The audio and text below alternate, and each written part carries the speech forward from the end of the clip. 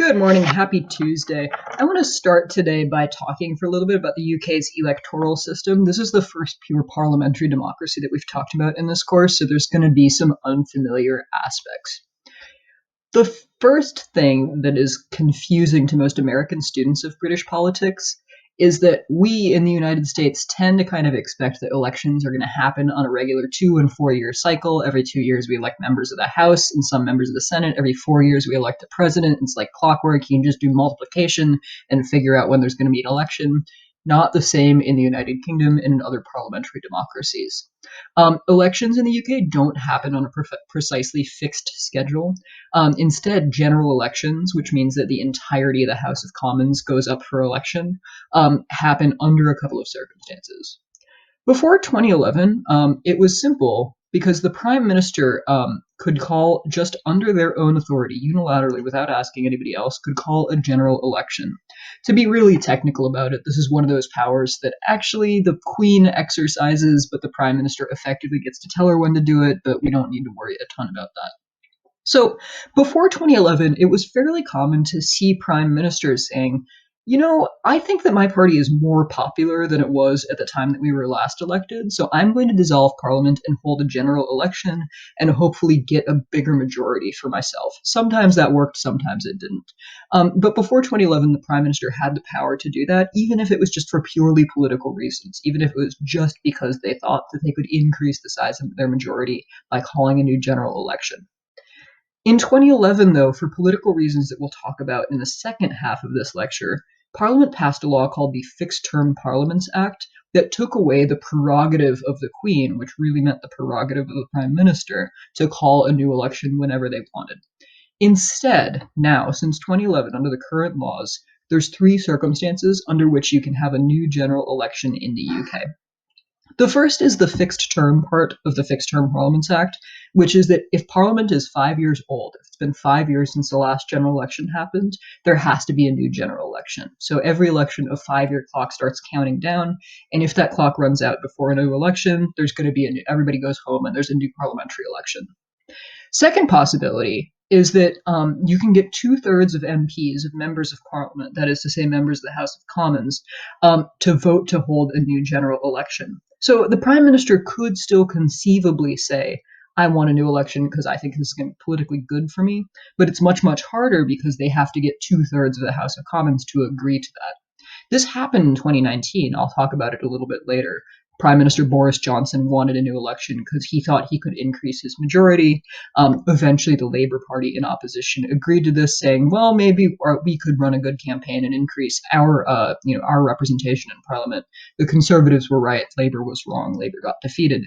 But in principle, you can go back to Parliament and get a large number of people to agree to hold a new general election. But you have to do it for usually more than purely political reasons, because it's very uncommon to have a 2/3 majority of one party in Parliament. Finally, as you probably learned a really long time ago in this class, so long ago that you may have forgotten it, I'll forgive you if that's the case. The mechanism for removing the head of government in a parliamentary system is something called a vote of no confidence, meaning that members of the legislature vote, we don't want this person to be prime minister anymore. We don't want this government to be in power anymore. We want to change over the executive, the prime minister and cabinet.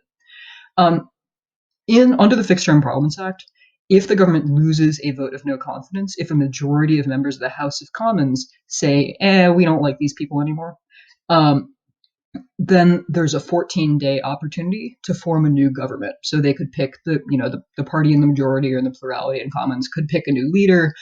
They could just ask really nicely or make some new promises or try and get a new consensus around a different government. The opposition could try and form a coalition that gets majority support. They have 14 days to try and do that. But if it is not possible for a new government to be formed within 14 days, then after a vote of no confidence, 2 weeks after a vote of no confidence, then everybody goes home and we have a new general election. So all of that means that there still is not necessarily a predictable calendar. That 5-year fixed term, it turns out, has only happened once since the Fixed Term Parliaments Act went into effect. But there is now much less ability than there used to be for a British Prime Minister to say, I don't like the composition of the current parliament. Everyone go home. We're having a new election. So to answer the question of when's the election, the answer is it depends. Um, the electoral system should be a little bit more familiar to you. The system in the UK is single member district plurality, and boy, it is difficult to say that phrase all at once. Members of parliament are elected to represent a single district. You see in the screen below my lovely face a map of all the constituencies in the UK. Constituency is the term for the chunk of territory represented by a single member of parliament, and whoever gets the plurality wins. As you probably recall from way back in January, the SMDP electoral system tends to create a two-party system. There is an advantage to bigness of your party in this system, and so it is somewhat difficult for third parties to win seats in this system. The dominant parties are called the Conservatives, commonly known as the Tories, on sort of the right hand of the political spectrum, the more conservative side of political attitudes, and then the Labour Party on the left. However, you might, if you're playing along at home, want to take a second and actually pause this video to try and make some predictions about the circumstances under which third parties could win, even in a single member district system. All right, good job thinking about it. Here's a map of the most recent general election results from 2019. This form, by the way, is called a cartogram, meaning that it represents districts as being equally sized so that sparsely populated rural areas don't look as if they're better represented than they are. If you're looking at this map, the first thing you should notice is the predominance of both red and blue seats. Red is for Labour, blue is for Conservative. Very confusing for Americans, but there's a key, so we have to deal with it. But the other thing that you should notice about this representation of results is that there are a bunch of other parties, which you can kind of see noted on the key at left, and which you can see in those non-red, non-blue colors.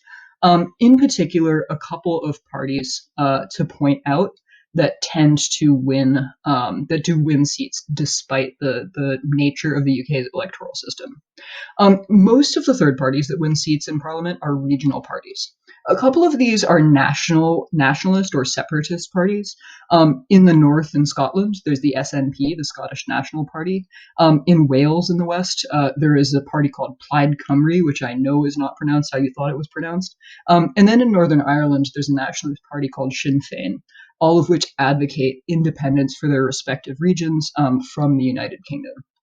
In addition, in Northern Ireland, because of its very particular political history, there's another party which has a distinctive political identity based on wanting to remain in the United Kingdom. That party is called the Democratic Unionist Party. There's a couple of other unionist parties in Northern Ireland as well. It's super complicated, not going to spend a ton of time on in this course. But if you're interested in dysfunctional parliamentary governments, highly recommend that you spend some time reading about Northern Ireland's. So regional parties can win seats in an SMDP electoral system because their support is regionally concentrated, right? If you're the SNP and you're campaigning in Scotland, it doesn't really matter that nobody in Wales wants to vote for you because you can probably get plurality or even a majority of votes in your specific district because your party's policies are so closely aligned with what voters in that district care about. And so, as you can see on this map, unsurprisingly, it's the Scottish Nationalist Party that does best in Scotland. It's a couple of those Northern Irish specific parties that do well in Northern Ireland. And all the support that does exist for Plaid Cymru, for the Welsh Nationalist Party, is unsurprisingly in Wales. One thing to note is that, 30, 40 years ago, these regional parties were not, in general, quite as significant. And in particular, Labour, or its Scottish sort of branch, which is uncreatively called Scottish Labour, tended to do best in the Scottish elections for Parliament.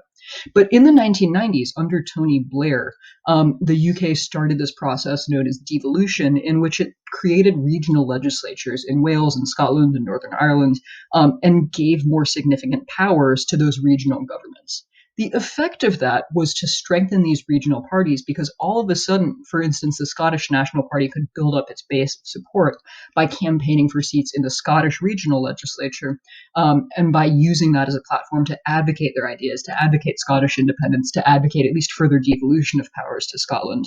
And that, in turn, gave them a base to build support to be elected to more national office. So this emergence of regional parties is a relatively recent phenomenon, and it results pretty directly from the devolution of political power to regional governments. There's one other third party that you might note in these little orangey blotches in the map, mostly in the south of England, and that's a centrist party called the Liberal Democrats.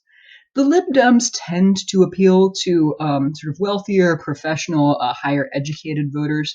They tend to be more popular in the London area, in the south of England in general. That's a regional social cleavage we'll talk about later in this unit. And they have embarked on a really concerted strategy in recent years of trying to reach out to particular local constituencies. And that's allowed them to be elected to parliament in some areas. We'll talk about this in the second part of today's lecture. But the Lib Dems actually managed to be, well enough represented in the House of Commons that they joined a coalition government as a minority partner from 2010 to 2015. They certainly had nowhere near a plurality of seats in Commons, but they did have enough votes that they actually could kind of make or break a coalition government with the Conservative Party. And so they did gain some power for themselves in that right. The Lib Dems more recently have tried to appeal to voters by being this very resolutely anti-Brexit party. As you might be able to tell from this map, that strategy has had somewhat limited success.